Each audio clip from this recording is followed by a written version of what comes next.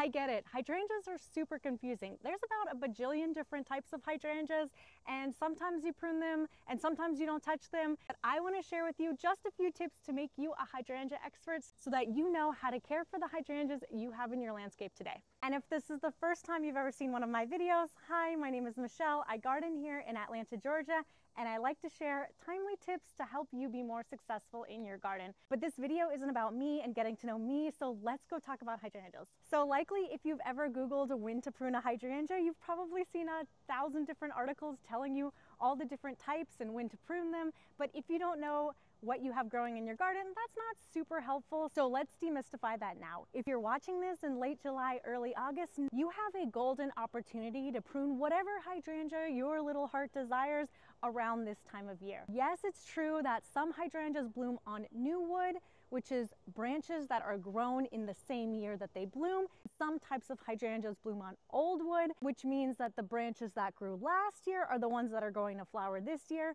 So there is a right and wrong way to prune some hydrangeas, and some hydrangeas they say to never prune at all. So there's two types of hydrangeas that classically people say you never have to prune, and one of them is the Oakleaf hydrangea.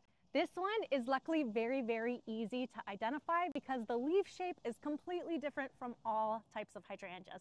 This is a native hydrangea, and it happens to be one of my favorite hydrangeas because it's just gorgeous. This starts blooming in early spring, and now you can see these beautiful maroony type flowers. So it's been pretty from early spring to now, and this is the time of year that I cut it back so that I can have even more blooms next year. The other type of hydrangeas that people say you never have to cut back are Macril hydrangeas. Typically, these are your hydrangeas that bloom either blue or pink, and you can change the color of them depending on the pH of the soil. But there are types of Macril hydrangeas that actually bloom white. I find that many of the older varieties of Macril hydrangea tend to get a little bit leggy, and I don't really like the look of it, so this is the time of year I cut these back as well. So just to summarize, the hydrangeas in your garden that bloomed pink or blue last year, if they're looking leggy, late summer is a great time to cut them back. Also, your Oakleaf hydrangeas, you can cut those back safely this time of year without impacting next year's blooms. Now, the other types of hydrangeas in your garden that bloomed earlier this year, if you want to cut them back, you can do that. You're not going to hurt anything. Likely, those are hydrangeas that bloom on new wood, so you can cut them back now if you want. I typically cut all of those back in early spring, right when I see buds swelling, because it gives me a reason to go outside, but you do you. And of course, I decided to make a pruning video without actually getting my shears, so let me grab those and let me show you how I prune back the hydrangeas. All right, and I know nobody asked for this, and this isn't sponsored or anything. I just love sharing products that work really great. These pruners are awesome. I forgot what they're called. I'll put it below, and I can add a link for you guys if you want. But these guys are like extra heavy duty. So if you want to prune smaller branches, they do that. If you want to prune bigger branches, these have enough force to cut through those larger branches.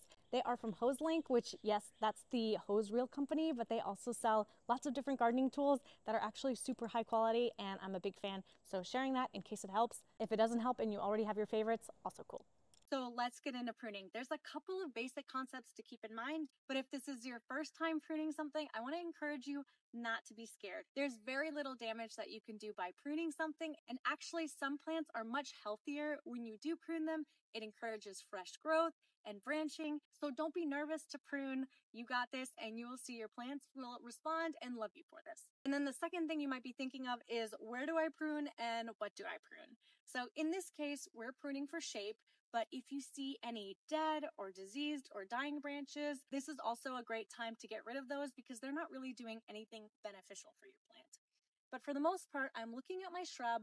If there are any branches that are sticking out and looking a little awkward, I'm going to cut into the shrub to remove those first. And then where do you cut? You cut above a set of leaves. So it's really that simple. This isn't my most awkward looking hydrangea, so let me take you over to my most awkward looking hydrangea and it'll make it very, very clear. This is my best example of hydrangeas that I'm absolutely going to prune this time of year. You can see lots of new growth that's way, way above blooms that I had earlier. And I even have some branches that have completely flopped over because they're just too tall. and were really leggy. So I'm gonna cut all of this back and I'm gonna cut it into the shrub above some existing leaves or a leaf node, and I should be good to go next year without all of the awkward leggy growth. So if it looks like I'm cutting my hydrangeas in half, it's because I basically am. And the reason that I cut so deep into the shrub, and the reason why I encourage you to cut deeply into the shrub, is because you have to remember every time you're pruning your hydrangea, you're going to encourage new growth and you're going to encourage branching. Just like you can see here, 2 branches are going to develop above this leaf node where I cut the hydrangea earlier for a flower arrangement. So if I just pruned away a couple of inches, I would be encouraging branching at the top of that leggy growth and then more growth even higher, so it will be even more likely to flop next year. So that's why I go ahead and cut deep into the shrub. That way the shrub can produce new branches and new growth, and I'm still gonna have a nice mounded shrub shape without hopefully lots of leggy, awkward growth. For whatever reason, this happens to be the year of awkward macrophylla hydrangea growth. I don't think I pruned back any of them last year, and they all seem to be extra leggy this year. So I don't know if there's not enough sunlight and they're reaching, or just pruning, or there was a weird weather, and so who knows the reasons why, but that's why I'm taking the time to prune this now, and I thought I'd make this quick video to encourage you, if you also have some leggy hydrangea branches, now is an awesome time to cut them back, because you don't have to worry that you might be cutting off next year's flowers. Those flower buds haven't developed yet on these branches, so you can go ahead and cut away. To be fair, I could have cut these a long time ago, but I was feeling lazy. You know how it is when you kind of fit in gardening around your life, and some weeks you're feeling it and others you're not. After this video, I hope you have the confidence to get outside, look around your landscape, understand which hydrangeas are the ones that bloom on old wood versus the ones that bloom on new wood.